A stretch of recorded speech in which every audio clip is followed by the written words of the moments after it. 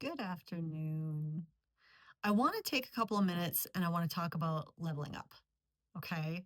So, whether you may be looking at going to a higher level role within your company, whether you may be looking at getting into a leadership role, whether that's beginning level, mid level, or higher level above that, I want to talk about what that looks like and a mindset behind it. Okay, and there's a reason for this that I'll get to as I'm speaking around this. So let's talk about moving up. So first of all, everybody has their own intentions. Everybody has their own rationale and reason for this.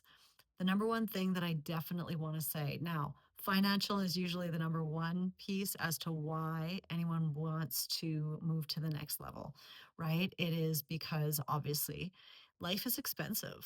Just to life is expensive, right? And so we want to make sure that we're continuing to increase that income level. We're increasing our capacity to, support our families, support ourselves, to build. But one of the biggest things that we need to make sure that we're taking into consideration is when we move up levels, okay, and especially when we're jumping to a leadership level, we have to think about the big picture, okay? Financial is great, yes, absolutely. But the expectations and responsibilities that come with it, you have to be prepared for. So when we look at, let's just say you go from, I'm just gonna, we'll call it this, a level one position within your team to a level two position. So comes with an increase, comes with added responsibility, comes with some training, with some little bit of like, curveball time, I like to call it, right? Where you're on the learning curve on that next level. But usually, normally, you can understand what's expected. You've already kind of been through a little bit of that level one and you know what level two looks like. Okay.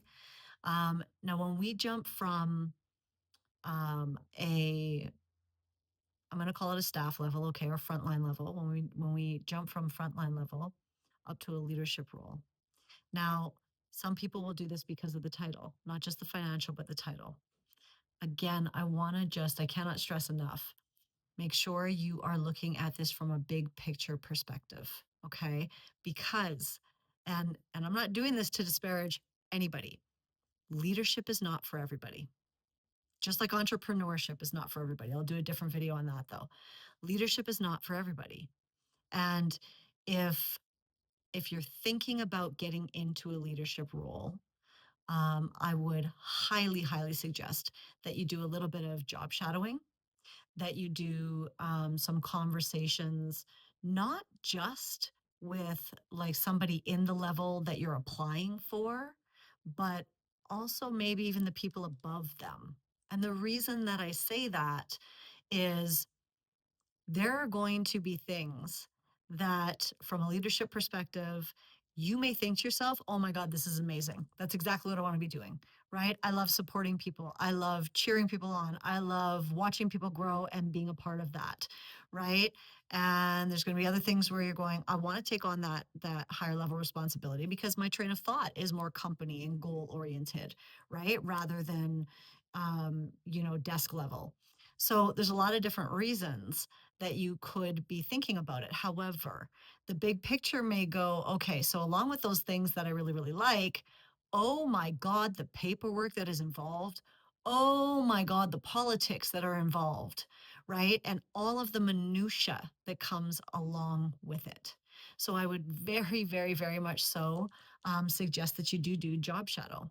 And again, not just with that level that you are applying to, but ask to speak to, even if you don't do a job shadow, but ask to speak to somebody at the level above that. The reason for that is because you want to know what that next level's expectations of this level that you're applying to are.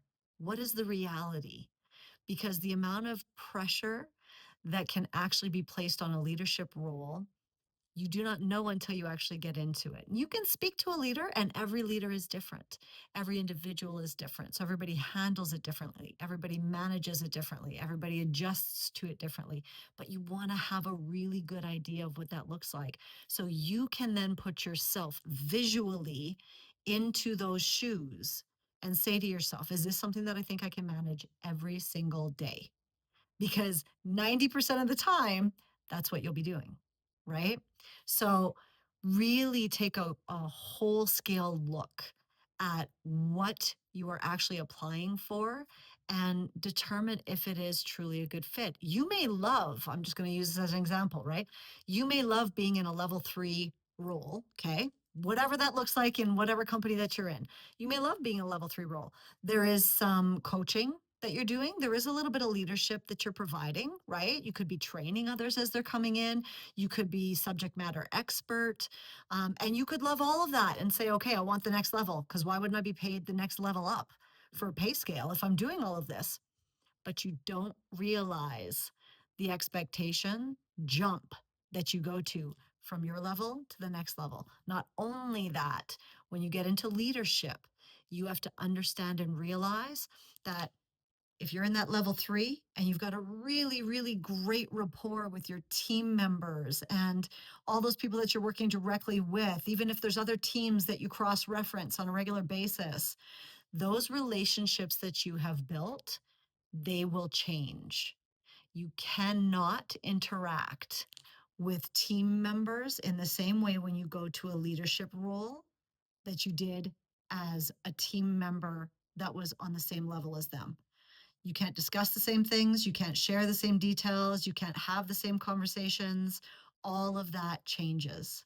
So when you're griping about how, the leaders are doing this or they're doing that, or oh my God, I can't believe they're doing this. Why don't they understand? They can't understand the pressure they're putting on us. This is crazy. Why aren't they doing that? Right? You are at a different level. You can no longer have those conversations. You can no longer share in those.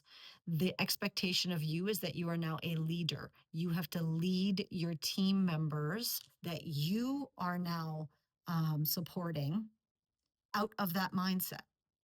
You have to lead them to the vision and the goals. Okay. So that's a big piece as well, because there's a lot of people that don't understand that or recognize that. And that can be a huge shift. So if you are somebody that's like, yeah, no, I can totally do that. That's okay.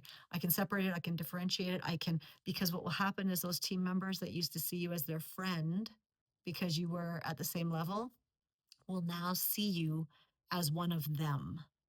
Okay. The energy shifts, the attitude shift, the relationship shift. You have to be ready for that. You have to be okay with that. Right. So these are just some things that I want to put out there, some food for thought. Leadership is a wonderful, wonderful thing. I did it for 20 years in corporate and I loved every moment of it. But there's a lot that I learned um, along the way. And I want to make sure that I can share that with you guys if you are working your way up at this point in time. That's what I've got for today.